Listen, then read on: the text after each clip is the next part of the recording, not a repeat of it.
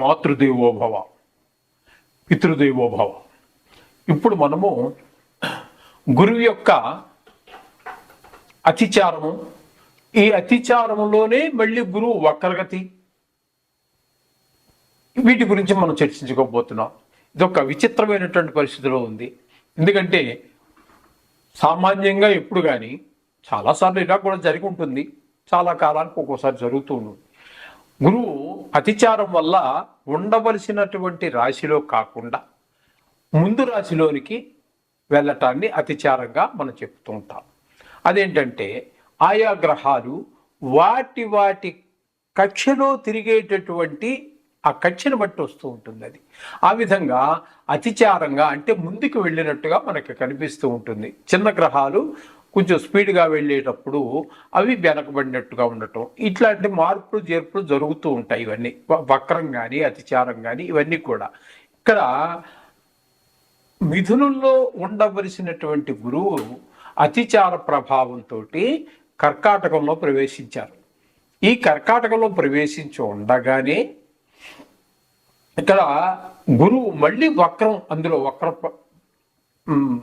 వక్రగతి కూడా ప్రారంభమైంది.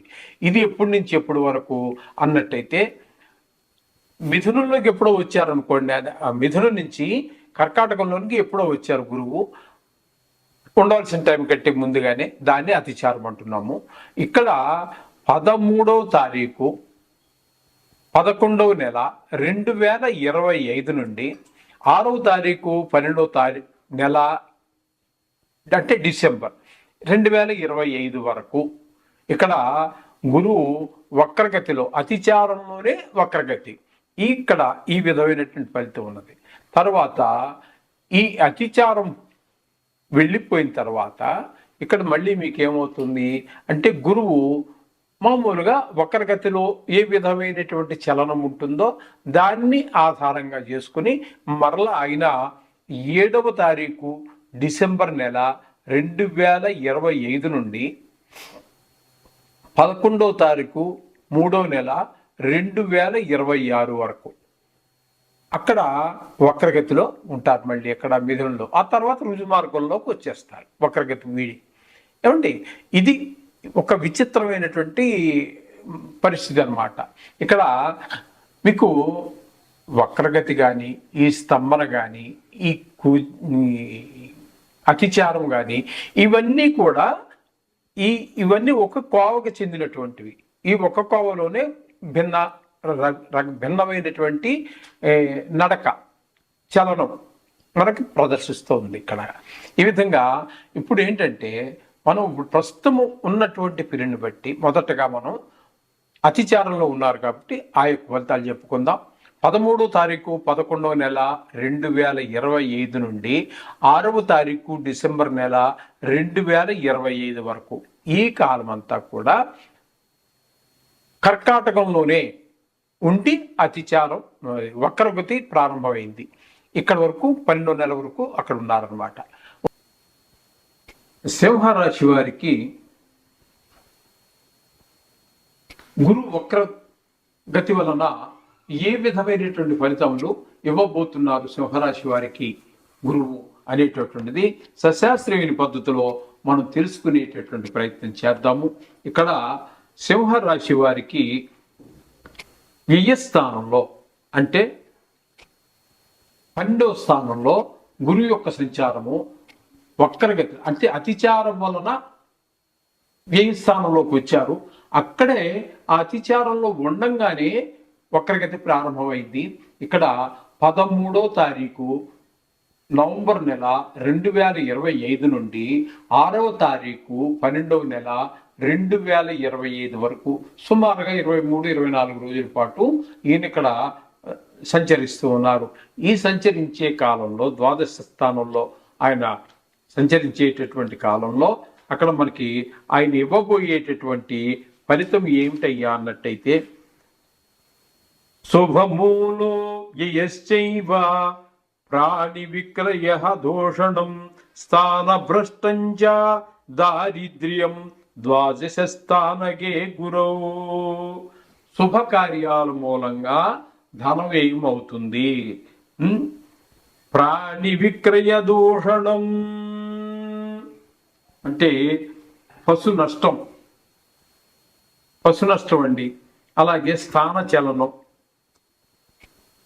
దారిద్ర్యం, ఇవన్నీ కూడా వ్యయ స్థానంలో ఉన్నప్పుడు, అంటే ఇప్పుడు మనం చెప్పుకున్నటువంటి ఆ 23-24 రోజుల్లో వచ్చేటువంటి ఫలితం.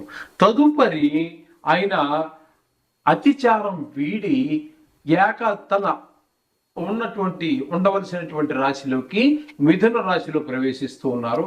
అక్కడ ఇప్పటి నుంచి ఎప్పటి వరకు అంటే 7వ తారీఖు 12వ నెల 2025 నుండి 11వ తారీఖు 3వ నెల 2025 వరకు అక్కడ సంచారం చేస్తూ ఉన్నారు. అక్కడ సంచారం చేసి అంటే అప్పుడు ఏమవుతుంది, మీకు ఈ సింహరాశికి ఏకాదశ స్థానం అవుతుంది. అది ఏకాదశ స్థానం అవుతుంది కాబట్టి అక్కడ ఏకాదశ స్థానంలో ఆయన ఇచ్చే ఫలితాలు మళ్ళీ వేరుగా ఉంటాయి. అక్కడ ఏమిటి, యశో వృద్ధి బలం తేజ సర్వత్ర విజయ సుఖం శత్రునాశో మంత్రసిద్ధి ఏకాదశ గతే గురౌ అని చెప్పేసి మనకి శాస్త్రం చెప్తోంది. కాబట్టి ఆ 11వ స్థానంలో ఆయన సంచరించేటటువంటి కాలంలో మనకంటే సింహరాశి వారికి వచ్చే ఫలితం ఏ విధంగా ఉంటుంది అన్నట్టయితే, గౌరవం పెరుగుతుంది, అభివృద్ధి పెరుగుతుంది, తేజస్సు పెరుగుతుంది.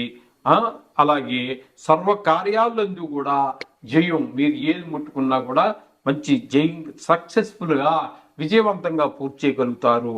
సౌఖ్యవంతమైనటువంటి జీవితం ఉంటుంది, శత్రువులందరూ నశిస్తారు, మంత్రసిద్ధి కూడా కలుగుతుంది అని చెప్పేసి మనకి శాస్త్రం చెప్తోంది. ఈ విధమైన ఫలితాలన్నీ కూడా మిథునంలో ప్రవేశించి ఆయన ఉన్నటువంటి సుమారుగా 3 నెలల కాలం పాటు ఉంటుంది. అక్కడ ఆ కాలంలో ఆ విధమైనటువంటి ఫలితాలన్నీ మీకు ఈ గురువు ఇవ్వబోతున్నాడు. కాబట్టి ఎక్కువ కాలం మీకు ఏకాదశ స్థానంలోనే ఉన్నాడు, చాలా శుభప్రదంగా ఉన్నాడు. ఇక్కడ మాత్రం కొద్దిగా ఒక 23-24 రోజులు ఉంటారు. ఏదైనప్పటికీ కూడా శుభఫలితాలు ఇవ్వనివ్వండి, అశుభ ఫలితాలు ఇవ్వనివ్వండి, నిత్యము కూడా మనం నవగ్రహ పారాయణ చేసుకోవటం, నవగ్రహ మంత్ర జపం, లేదా శ్లోకాలు, లేదా ఏకాక్ష బీజాక్షరాలు, ఇట్లాంటివి చాలా ఉన్నాయండి. అట్లా ఏది చేసుకున్నప్పటికీ కూడా శుభప్రదమైన ఫలితాలే ఉంటాయి. ఒక రకంగా మీకు చెప్పాలంటే పాక్షికంగా గురువు ఈ ఏకాదశి సింహరాశి వారికి పాక్షికంగా అనుకూలుడే. పాక్షికంగా అంటే పక్షం సగం భాగం అని కూడా కాదండి, 3/4 భాగం మీకు అనుకూలమైన ఫలితాన్ని గురువు ఇస్తూ ఉన్నాడు. కాబట్టి అన్నిట్లోనూ జయాన్ని కలిగించడానికి గురువు మీకు సహకరిస్తాడు. ఈ విధమైన ఫలితాలన్నీ ఉంటాయి. శుభం భూయాత్. అలాగే మనం మంచిగా మాట్లాడినా సరే ఎదరవాడి అర్థం చేసుకోవడంలో కూడా కొన్ని సందర్భాలు ఉంటాయి. అలాగే మన మాటలో కూడా తడబాటు ఇవన్నీ ఉండటం ద్వారా కొంచెం వారికి ఇబ్బంది కలిగే మాటలు మాట్లాడడం ద్వారా వాళ్ళకి మనకి కూడా గొడవలు జరిగేటువంటి అవకాశం, కలహం వచ్చేటువంటి అవకాశం ఉంటుంది అని చెప్పేసి శాస్త్రం చెప్తోంది. 4వ స్థానంలో గురు సంచారం ఈ విధమైన ఫలితాలన్నీ కూడా చేత మిత్తము చెప్పుకోవాలి అన్నట్టయితే గురు సంచారం తదుపరి కూడా మనకి మార్చి తర్వాత కూడా ఎప్పుడు వరకు ఆయనకి అక్కడ ఆ సమయం ఉన్నదో అప్పటి వరకు కూడా ఆయన 4వ స్థానంలోనే ఉంటారు. కాబట్టి వీరు కూడా ఇక్కడ 3 నెలల కాలం మీకు శుభఫలితాలు ఇచ్చేటటువంటిది కేవలం 23-24 రోజులైతే, దుష్ఫలితాలు ఇచ్చేటటువంటి కాలం ఇంచుమించుగా 3 నెలల పాటు ఉంది. కాబట్టి మీరు తదుపరి కూడా అక్కడే ఉంటుంది. కాబట్టి గురువు యొక్క సంచారం మీరు తప్పకుండా రోజు నవగ్రహ శ్లోకాలు, పద్యాలు, గాయత్రి ఏదో చేసుకుంటూ దానితో పాటుగా 1.25 kg శనగలు తీసుకొని ఏదో బ్రాహ్మడికి, గుళ్ళో పూజారిగా, లేకపోతే పురోహితునికో ఎవరికో వారికి ఇచ్చి కొంచెం చెప్పండి గురువు యొక్క దోషం పోవడం కోసం అని చెప్పి వారు చెప్తే వారు ఆ సంస్కృతంలో వారి భాషలో వారు చెప్తారు. మీ మన సంకల్పం ఆ శనగలతో పాటుగా ఒక కాయ, తామలపాకులు, పండు, కాస్త మిగతా దూషణ మన సంకల్పం ఏది అనిపిస్తే దాన్ని తగిన దక్షిణ ఇచ్చి, అదే మీరు కొన్ని లక్షాధికారి అయ్యుండి మనీ 5 రూపాయలు పెట్టవద్దండి. ఎంత లేదన్నా ఇప్పుడు వారు కూడా తీసుకోవడానికి ఏమి లేదు. ఎందుకంటే చిన్నపిల్లవాడు కూడా తీసుకోవట్లేదు 100 రూపాయలు. కాబట్టి ఖచ్చితంగా 200-300 పెట్టి వారికి దానం ఇచ్చేసి ఈ గురువు యొక్క దోషాన్ని మీరు వదిలించుకున్నట్టయితే మీకు సర్వసుఖాలు పొందగలుగుతారు. శుభం భూయాత్.